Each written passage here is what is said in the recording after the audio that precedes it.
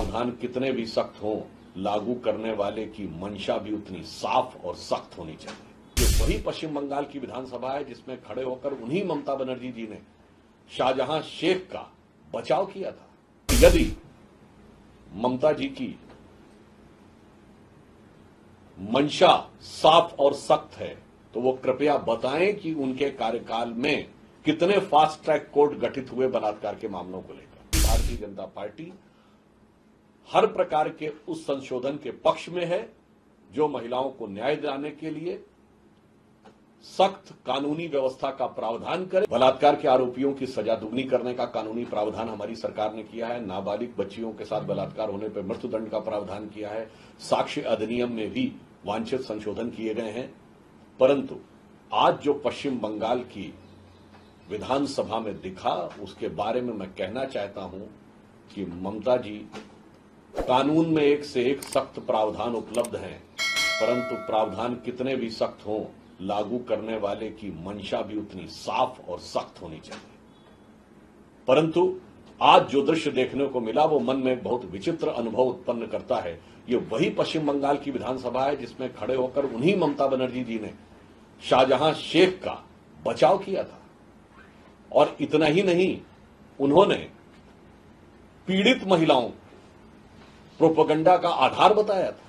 वही विधानसभा, वही प्रांत और वही नेता। मैं उनसे पूछना चाहता हूं 2021 के चुनाव के बाद कितनी ही भारतीय जनता पार्टी की महिला कार्यकर्ताओं के साथ बलात्कार की घटनाएं हुई, कितनों के बारे में आपने सजा किया? और यदि ममता जी की मंशा साफ और सख्त है तो वो कृपया बताएं कि उनके कार्यकाल में कितने फास्ट ट्रैक कोर्ट गठित हुए बलात्कार के मामलों को लेकर, जबकि निरंतर अनुरोध किया जाता है। नंबर 2, वो ये बताएं कि आज तक उन्होंने कितने केसेस में कन्विक्शन करा दिया है। वो ये भी बताएं कितने केसेस में चार्जशीट दाखिल कर दी है। और वो ये भी बताएं कि इस आरजीकर मेडिकल कॉलेज के इस प्रकरण के संदर्भ में जिन लोगों ने कहा था कि उंगली तोड़ दी जाएगी, उन लोगों के बारे में क्या कार्रवाई की है। जिन लोगों ने यह कहा था कि ये सारे जो डॉक्टर हैं वो अन्यान्य कारणों से बैठे हुए हैं, जिन्होंने जाकर साक्ष्य नष्ट करने का प्रयास किया, उसके लिए आपने क्या कार्रवाई की थी?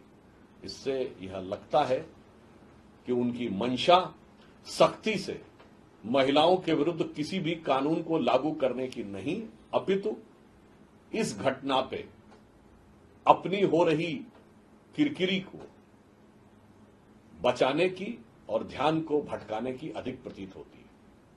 यद्यपि भारतीय जनता पार्टी हर प्रकार के उस संशोधन के पक्ष में है जो महिलाओं को न्याय दिलाने के लिए सख्त कानूनी व्यवस्था का प्रावधान करे। परंतु मैं पुनः यह बात रेखांकित करना चाहता हूं, सख्त कानून के साथ साथ